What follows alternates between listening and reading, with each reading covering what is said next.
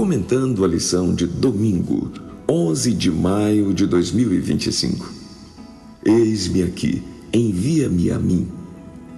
Em um navio em alto mar, foi dado o alarme de que havia um clandestino a bordo, alguém que embarcou sem pagar a passagem. O capitão mandou abrir a tampa do porão e pediu que descessem uma potente luz. Quando a luz chegou ao fundo do porão, um homem saiu assustado de um lugar praticamente imperceptível. Ele disse ao capitão do navio: "Quando a luz chegou, é que eu pude ver o lugar onde eu estava escondido e me assustei." A luz forte geralmente mostra os defeitos, as imperfeições, a sujeira. Quando o profeta Isaías viu a deslumbrante cena do trono de Deus, os querubins, os seres celestiais prestando louvores a Deus, teve um impacto de realidade ao se ver pecador num ambiente tão solene. Ele chegou a dizer: "Vou morrer, porque vi o Senhor, e eu sou impuro, e vivo no meio de um povo impuro." Ele se sentiu perdido na cena, como nós nos sentiríamos se tivéssemos a mesma experiência do profeta.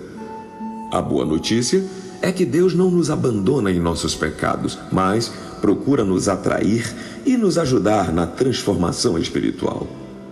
Leia Isaías capítulo 6, versículo 6 até o 8. Isaías sabia que o pecado destrói, pois o salário do pecado é a morte. No entanto, em vez de nos abandonar às consequências do pecado, um Deus de amor nos atrai para si. Qual foi o resultado do encontro de Isaías com Deus e por que ele é importante? O profeta Isaías teve os pecados perdoados. Ele foi purificado e, após isto, foi capacitado para atender o chamado divino e cumprir a missão. Um anjo serafim tomou uma brasa do altar de incenso e tocou nos lábios do profeta e o purificou, e assim pôde então ficar na presença do Senhor, sendo designado para ser o mensageiro do Senhor diante do mundo. Todos os nossos dons têm que ser exercidos. Todo obreiro fiel, todo cristão sincero servirá tendo em vista o aperfeiçoamento dos santos. Cada um tem alguma coisa para fazer na obra de Deus. Toda pessoa que crê na verdade deve assumir o seu lugar e dizer como o profeta Isaías disse: "Eis-me aqui, envia-me a mim." Meditações matinais de 1989, página 38. Andando pela rua, um jovem pai viu um pequeno pedaço de papel amarrotado no chão. Mesmo assim, ele o pegou e abriu bem devagar. E o que leu nesse papel mudou a sua vida. Ele era um religioso na Índia e fazia do ritual do templo parte integrante da sua vida.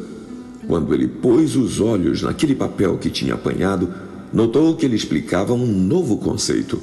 Dizia-lhe que era pecador e que necessitava de um Salvador.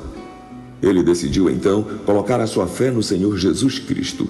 Veja como um folheto minúsculo se tornou numa semente poderosíssima que teve resultados de grande alcance. E o resultado daquela pequena semente é que este homem depois tornou-se pregador, levando as boas novas do Senhor Jesus a áreas na Índia onde o Evangelho ainda não tinha sido proclamado. Mais tarde, 2 dos seus filhos tornaram-se também missionários, levando as boas novas acerca do Senhor Jesus a novas cidades. E como resultado daquela pequena semente, 22 igrejas foram iniciadas e milhares de pessoas ouviram a mensagem de Deus acerca da liberdade que há em Cristo.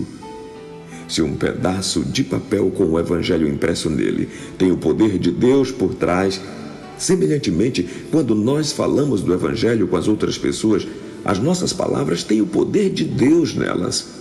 O Evangelho não é estático, vem equipado com o poder de Deus e a convicção do Espírito Santo.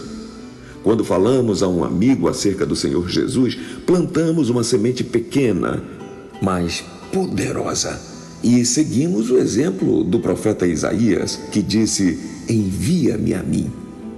Para ver como os pecadores podem cooperar com o plano da salvação, Lembramos aqui de João Batista, que, embora um pregador carente da graça divina, fez um trabalho maravilhoso anunciando Jesus, o Cordeiro de Deus, para salvar o mundo. Portanto, que trabalhemos então iluminando vidas como os serafins fazem na presença de Deus. Mãos à obra e que Deus nos abençoe.